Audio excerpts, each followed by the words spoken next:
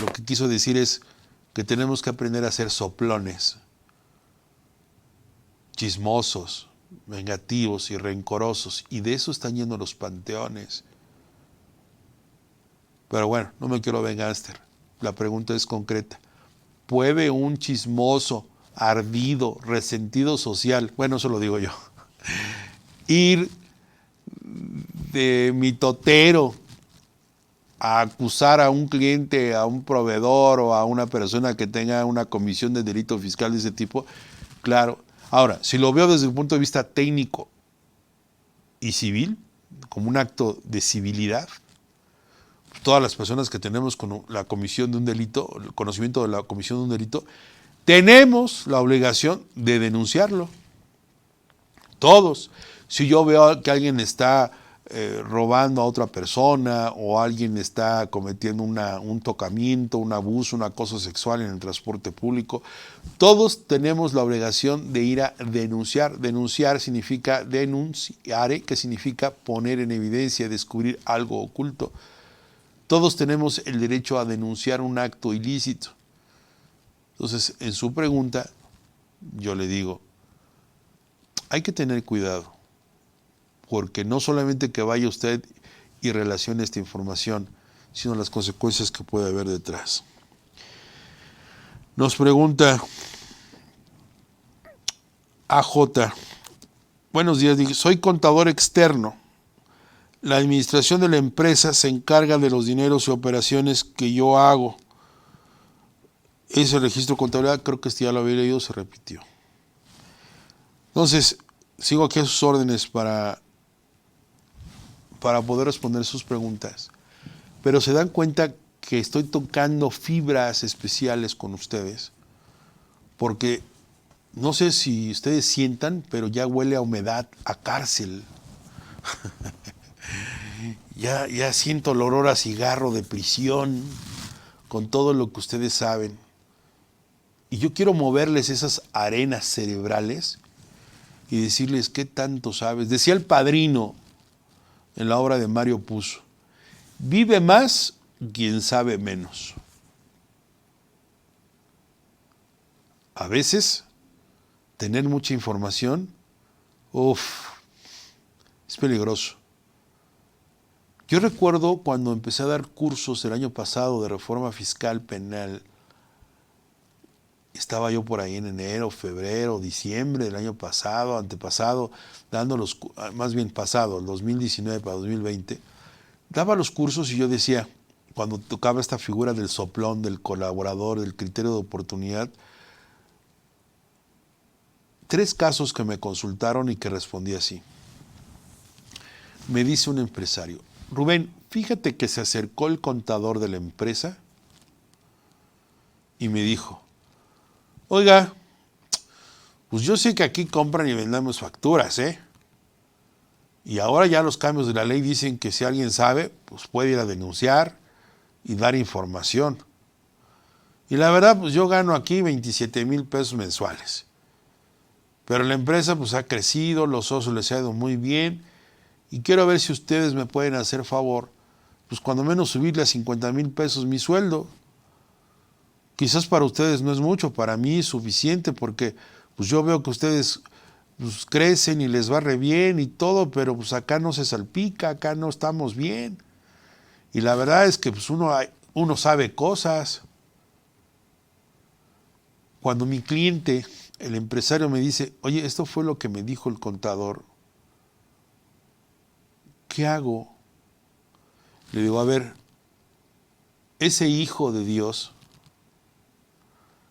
te está extorsionando, te está velando la idea de que si no le pagas 50,000 pesos, él tiene información de la empresa y te va a ir a denunciar.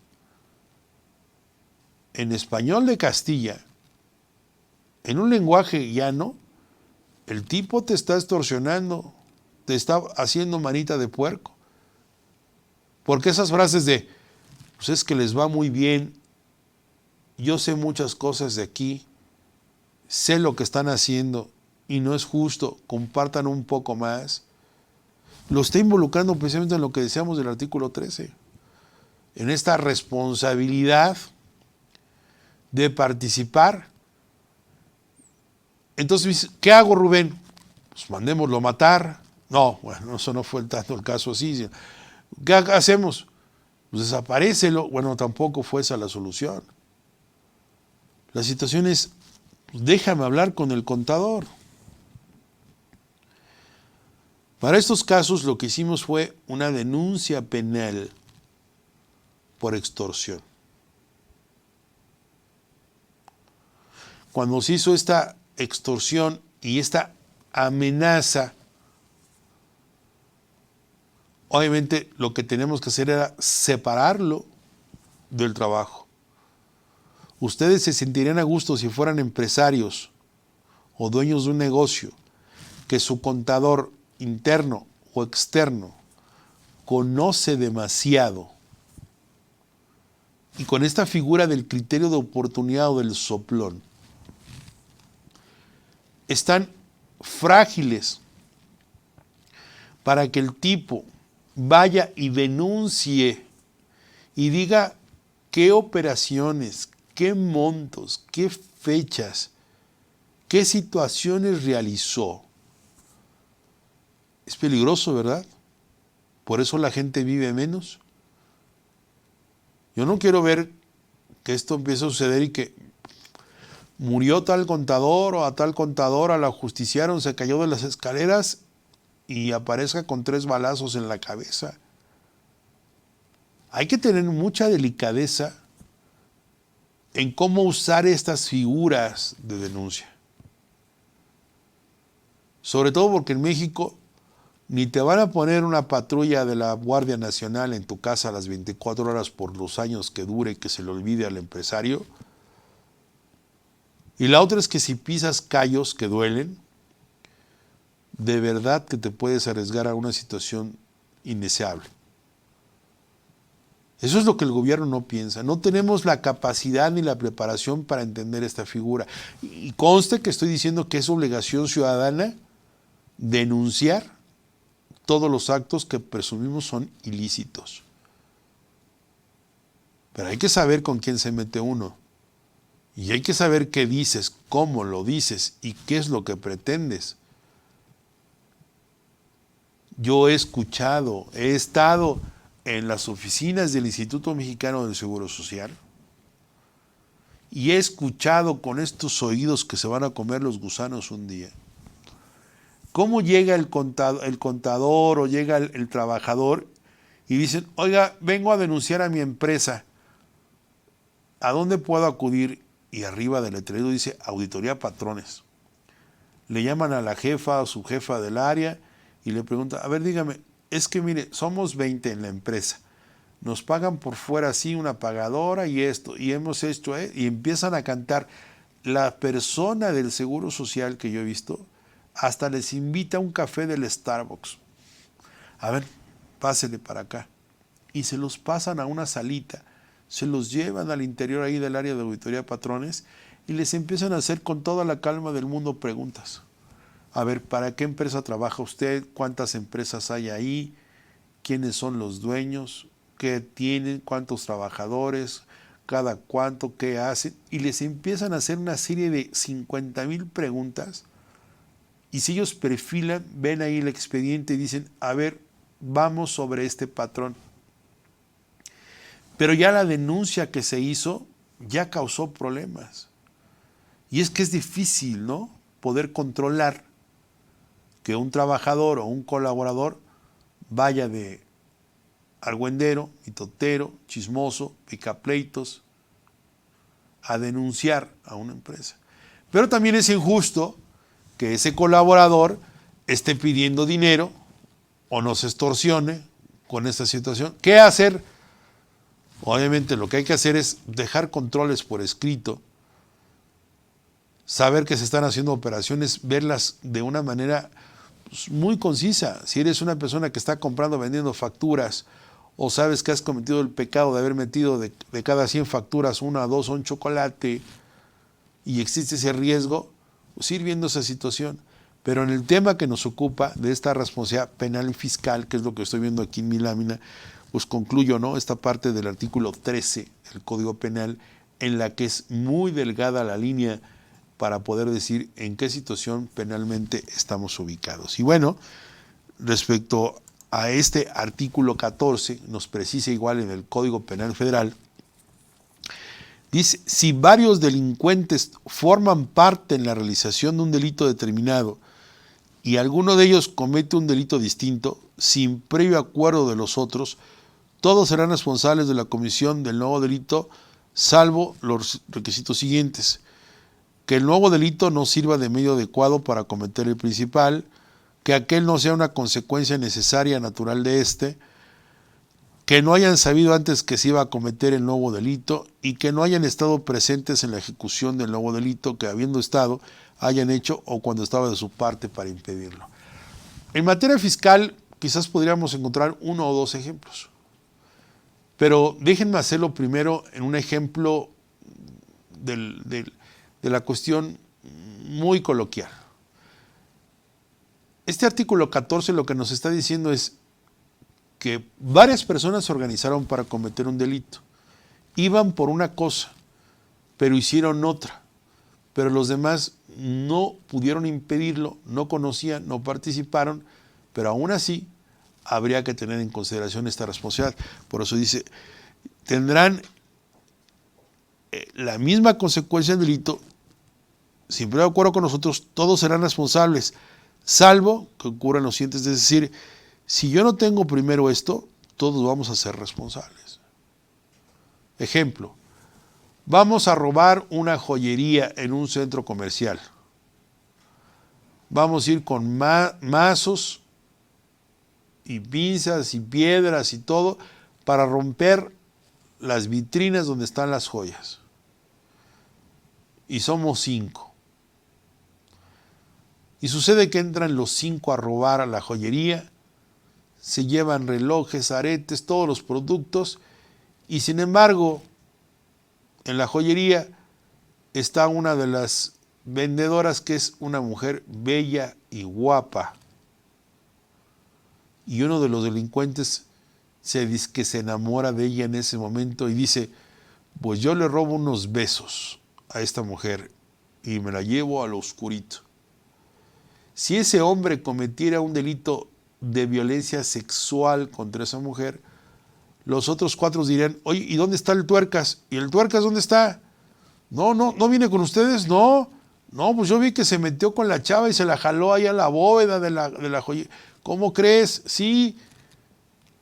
Si resultara un acto de violación sexual del tuercas con esta mujer bella de la joyería que la estaba atendiendo, este artículo 14 nos está describiendo esto. Fíjense, si varios delincuentes, 5, forman parte en la realización de un delito determinado, robo a la joyería, y alguno de ellos comete un delito distinto, violación, sin previo acuerdo de los otros, es decir, los demás no sabían, oye, vamos a robar la joyería, vamos a entrar y tú vas a seducir a la cajera o a la señorita encargada de la tienda. No estaban de acuerdo, ellos iban a robar, no ir a violar.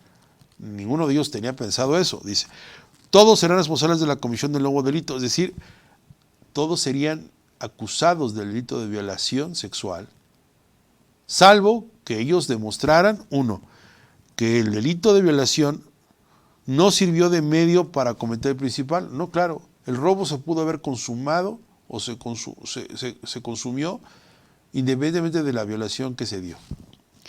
Que aquel no sea una consecuencia. Cuando tú vas a robar, no porque robes tienes que violar a las personas que robas, pues tampoco está aquí en este supuesto.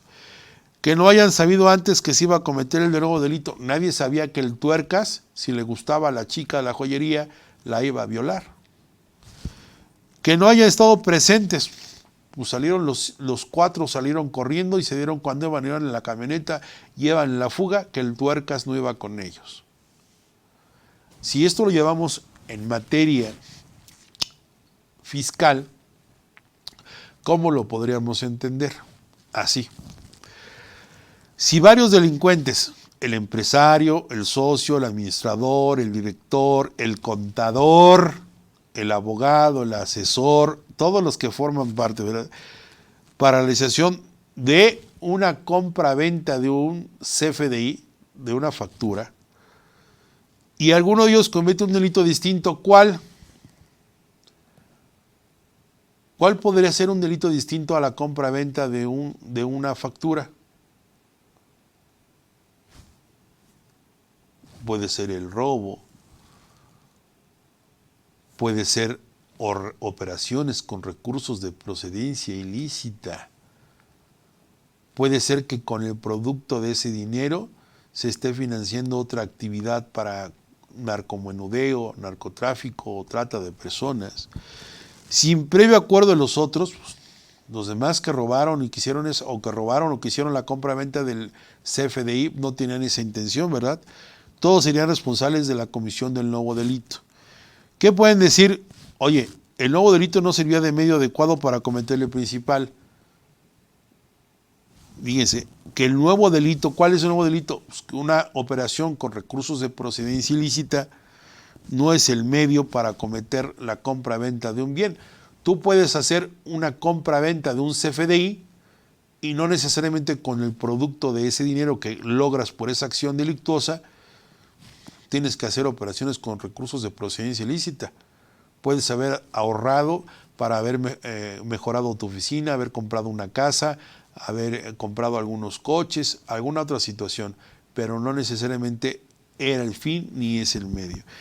Que aquel no sea una consecuencia necesaria o natural, pues toda la compra-venta de un CFDI no busca necesariamente hacer adquisiciones o no busca hacer operaciones con recursos de procedencia ilícita ni financiar al terrorismo, no necesariamente.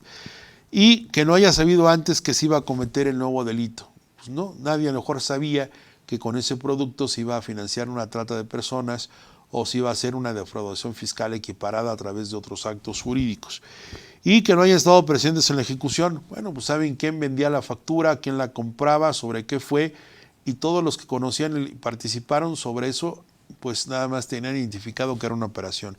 Entonces, este artículo 14, para concluir en este segmento, nos define y nos delimita, ¿verdad?, en función de que estamos hablando de un conjunto de varias personas que cometen un delito y que en consecuencia pues tienen que hacer frente al nuevo delito cometido, salvo algunas circunstancias que ya explicamos que pueden ser. Aquí el contador, el abogado, el auxiliar contable, muchos estarían realmente involucrados en esta responsabilidad penal. Por eso, aunque el título de nosotros hoy es la responsabilidad penal de los socios o accionistas, administradores y gerentes, se traduce más a una concepción ya no penal, porque ya dijimos que ahí tendría que llevar toda la responsabilidad de cualquier persona que esté involucrada, sino más bien, aquí paso a mi siguiente lámina, que es este otro segmento, que yo empecé diciendo entre lo que es lo fiscal y lo penal. Ya vimos de entrada esta primera parte del efecto penal que pueden tener no solamente socios, administradores, directores, eso, sino cualquier persona que participa en la comisión de un delito antes, durante o después. Y decía yo, entre lo penal y lo fiscal, y ahora en lo fiscal, que no deja de ser también penal, pues se producen consecuencias. Y para entender estas consecuencias, habría que ver qué es responsabilidad, y el único artículo que nos habla de una responsabilidad solidaria, es decir, aquella que es asumida o debe ser asumida por otro cuando el principal no puede. Es esta responsabilidad solidaria a que alude el famosísimo artículo 26 del Código Fiscal de la Federación. Y para entender la responsabilidad solidaria, sí es necesario que revisemos todas las fracciones, porque estamos hablando precisamente de esta responsabilidad penal y ahora fiscal de los accionistas, socios, directores, administradores y cualquier otra persona, no. ya para efectos fiscales sí hay que precisar qué tipo de personas. Aquí ya no aplicaría el artículo 13 del Código Penal Federal, porque estamos hablando ya de una cuestión fiscal administrativa. Ya no estamos hablando de una cuestión penal. Por eso, cuando yo escucho planeaciones fiscales o cuando estoy consultando o asesorando a clientes o estoy en estos escenarios de estudio, yo les digo dos cosas principales. A ver, quizás en lo fiscal, en lo contencioso, suena de maravilla tu planeación fiscal. Acumulación, deducción, hay simetría, hay razón de negocios, hay lógica, hay materialidades, has comprobado. Pero ¿qué crees? Todos los que estamos aquí, porque hemos tenido así reuniones, ¿no?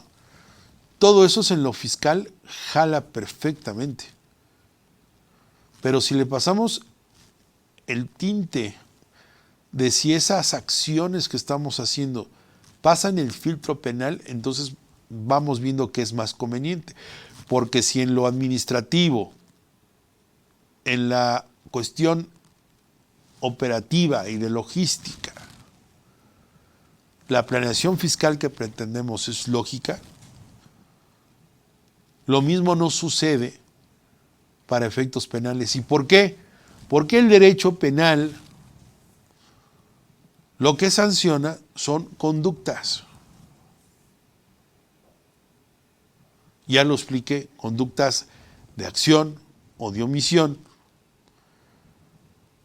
Pero al fin y al cabo lo que sanciona son conductas dolosas o culposas de acción o de omisión. Todo lo que hiciste en esa planeación fiscal que me estás vendiendo, Rubén, o que me están explicando esos asesores, y que ahora con el tema del outsourcing vienen a presentarme esquemas alternos para enero 2021. Todo eso que está sucediendo, Rubén, pues está claro que está bien fundado y motivado en la Ley Federal del Trabajo, en la Ley de Impuesto a la Renta, en el Código Fiscal. La verdad viene impecable la presentación. ¡Wow! No, olvídate, de lujo esa planeación fiscal. Pero llego yo y lo descompongo y digo, sí, pero todo eso que estás haciendo, todo eso que hiciste, todo ese andamiaje legaloide que hiciste, lo hiciste con un fin de obtener una ventaja en el tema fiscal. Estás quizás aprovechándote de un error o estás haciendo una serie de maquinaciones para obtener un beneficio en perjuicio del fisco federal. Y aquí empiezan las partes finas de hasta dónde ya entre lo penal y lo fiscal las cosas cambian. Fiscalmente puede estar óptimo, puede estar bien, puede sonar bellísima la novela. Pero cuando pasas el filtro de lo penal, híjole, ¿qué crees? Hay conductas, hay como que actitudes que tienen un fin claramente defraudador.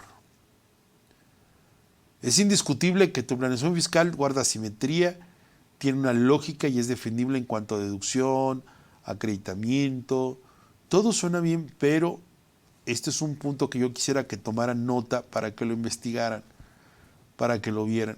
Hay un tema que se llama fraude a la ley. El fraude a la ley, que es una figura europea, muy bien recogida en el derecho español a través de la Ley General Tributaria y que en doctrina se ha escrito mucho en México sobre ese tema. Lo cierto es que no estamos entendiendo qué es eso del abuso del derecho, el fraude a la ley, la economía de opción y la elusión fiscal. Fíjense cuántos temas interesantes, ¿eh? Fraude a la ley.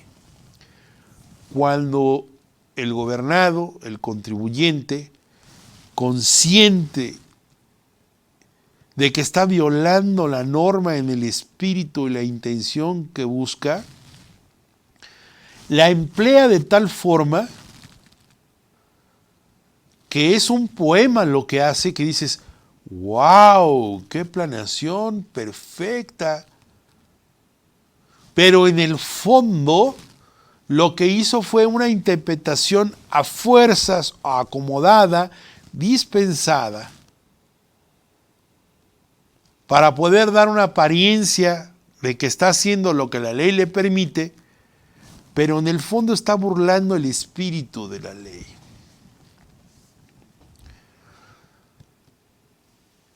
Entre lo fiscal y lo penal hay esa gran diferencia. Y concluyo, por eso digo que en las tomas de decisiones empresariales, cuando a cuestiones de esquemas de planeación fiscal se refieren, debe ser multidisciplinario, debe tomarse el punto de vista civil, mercantil, societario, penal, penal fiscal, administrativo, civil, etcétera. Tiene que tomarse en cuenta que la acción, si es importante, pase los diferentes filtros legales para poder soportar que la decisión adoptada pues está precisamente a prueba de balas. Y bueno, antes de ir al break, quisiera nada más comenzar con algunas de las fracciones porque es importante leer el artículo 26, que es la responsabilidad solidaria fiscal. Ya vemos un tanto la parte penal, ahora la fiscal. Y dice el artículo 26, en esta fracción primera, que es muy, muy importante, dice, los retenedores y las personas a quienes las leyes impongan la obligación de recaudar contribuciones a cargo de contribuyentes, hasta por el monto de dichas contribuciones. Es decir, se considera que es un responsable solidario los retenedores y las personas que la ley imponga la obligación. Un patrón, por las remuneraciones que realiza de sus sueldos y salarios, la ley le impone la obligación de retener el impuesto sobre la renta que produce el trabajo. Y ese ISR retenido pues tiene que voltearse y entregarlo al fisco federal. Si ese patrón no hiciera esta retención, entonces sería responsablemente solidario por lo que no retuvo. Y aquí recuerdo un caso laboral que nosotros tuvimos hace como 5 años o 6 años, un caso, yo les puedo decir que es el caso muy sui generis, ya lo olvidé, no, me dio bastantes lecciones. Fiscales laborales, fue demasiado intenso, hubo 2 muertos derivado de ese asunto, millonario el caso y muy apasionado. Y me gustaría contarles todo el caso, pero no es tanto el tema. Lo que quiero decirles es que el que era abogado de una empresa los demandó laboralmente. Al fin y al cabo, abogado, no laboralista, pero abogado, los demanda a la empresa que había sido su patrón, por así decirlo. La empresa no se pudo defender, creyó que iban a llegar a un arreglo, él los durmió, los estuvo engañando, etc. Total, cuando se da cuenta la empresa, ya había un monto defraudado de casi 6 millones de pesos. Digo defraudado porque pues, era lo que él había manejado de salario muy alto, etc. Cuando ya la empresa iba a dar cumplimiento a esta obligación, mi socio en ese caso, que estaba viendo a ver si era procedente o no revisarlo, me pasa el asunto, lo revisamos y decimos, oye, ¿sabes qué? Pues sí son 6 millones de condena del laudo, pero hay cuestiones que tenemos o que podemos arreglar. Y para no ser larga la historia, recuerdo que hablamos con el secretario del Trabajo del Estado de México, que era un asunto ahí en esa entidad. Hicimos varias gestiones y total, el laudo lo habíamos llegado, ya no se puede hacer otra cosa, ya estaba muy avanzado, muy juzgado. Y llegamos a que se tienen que pagar 3 millones de pesos del laudo. De los 6 quedó al 50%. De esos 3 millones de pesos que se le pagaron al trabajador, ya cuando estábamos con los cheques de caja en la junta para pagar, el tipo se le ocurre decir, oye, eran 3 millones de pesos netos. Tú me estás descontando contribuciones respecto a los 3 millones de pesos.